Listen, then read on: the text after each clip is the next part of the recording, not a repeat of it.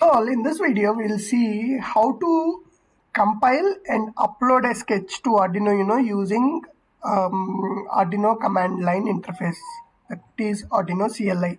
So for this, first let us see if Arduino command line interface is working or not. Yes, it is good to go.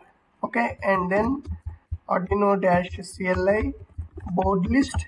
Let us first identify the board list. Okay, and we can see that the board is on port 6 and the board is unknown, which we discussed about this in the previous video. And Arduino-CLI. Okay, what we have to do is first we have to compile, right? Compile, and what you do is, if you don't know the command, put it as /h.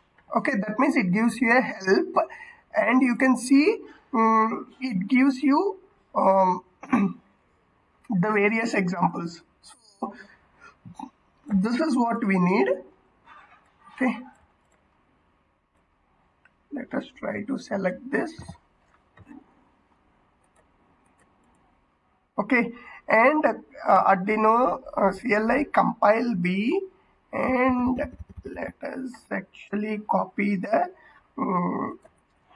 serial file, the sketch, Arduino sketch that we have. This is where we have the Arduino sketch. Okay, so compile /b and then the board core and the location. So once you do this, the code gets compiled. So that means you did not open the Arduino IDE, and by just knowing where your sketch is, you just compile using the command prompt. This further actually, this is actually one step where you are invoking everything without opening the IDE. Later, all these commands can be combined together and automated, and all these can run at once. Okay, so this is actually a first step. Now, after compiling, we want to upload. Okay, now similarly again, upload, ask for help. So once you ask for help, you see the example provided here. You can take the exact example which you have. Okay.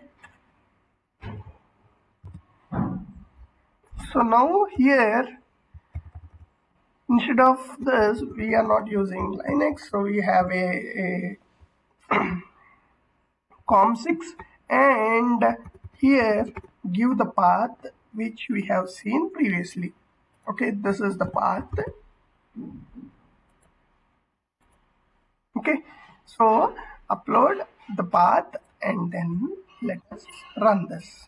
Okay, once this is run, the file starts getting uploaded, and you can see new upload port COM6. Once this appears, that means it has successfully got installed, got uploaded to the Arduino board. So we have seen how to compile and upload.